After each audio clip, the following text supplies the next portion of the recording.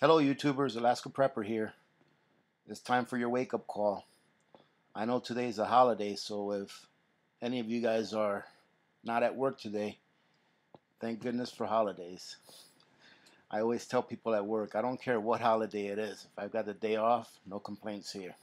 So I hope you guys are all enjoying your day today, and I hope you all had a good weekend. I sure did.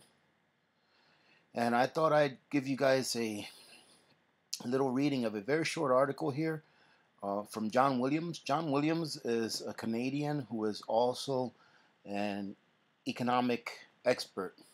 This guy knows everything. And he was recently interviewed by Greg Hunter from USA Watchdog. Now, if you guys are not subscribed to USA Watchdog, or you can look it up by Greg Hunter on YouTube, you should subscribe to him. Greg Hunter is a real journalist, right? A true journalist. Okay, so that's my plug for Greg Hunter's channel today. And the title of the article is John Williams warns the Fed is killing off the economy. Excuse me. So let's start off. Economist John Williams says the recent rate hikes means the Fed is killing the economy. Williams says, I heard President Trump make some comments to that effect, and he's right. The Fed is trying to raise rates. The idea is if you get higher rates, the banks will be able to make more profits on their lending. It will also encourage bank lending. Unfortunately, on the consumer end, it raises the consumer's cost of borrowing as interest rates go up. It makes mortgages more expensive. It makes borrowing more expensive. Mortgages go up, people don't buy as many houses. What you are seeing right now is effectively a recession in the housing market, in the construction area. Existing home sales have been down for 6 or 7 months in a row, and it's down year over year. Williams says, the Fed is trying to get the system back to normal. In doing so, the Fed could kill the system, Williams says. Well, that's why they are doing it. That's what they are doing. In many ways, it would have been easier if the banking system would have collapsed and had a banking holiday and restructured it and reopened back in 2007, 2008. That would have been a very difficult time for the people who own the banks. And again, the Fed owns the banking system. So in other words, the only reason they saved the banking system back in 2007-8 is because the banks were saving themselves. They weren't doing it for the people. So they are trying to fix the banks. And to do that, they will simply screw the consumer, Williams says. Well, they have an escape clause. Former Fed head Janet Yellen said that if the economy falls back into recession, we will just go back into quantitative easing. Pretty much money printing. I think that could easily happen here. When the economy goes down, it increases the liquidity stresses on the banking system. There is default on debt, and companies tend to go out of business. That will stress the bank earnings. QE was aimed at propping the banks in tough times. The Fed is very open to QE. And from the Fed's standpoint, I think we are going to end up in a perpetual state of QE unless they let the banking system reorganize and get a new functioning system. It is still not functioning. Excuse me. John Williams has long said that this money printing orgy by the Fed will end up in hyperinflation. Unfortunately, it's unavoidable. It is only a matter of when. It can only be avoided if the U.S. can get its long-term financial house in order. And remember what I was showing you guys, you ladies and gentlemen, on the bond rates?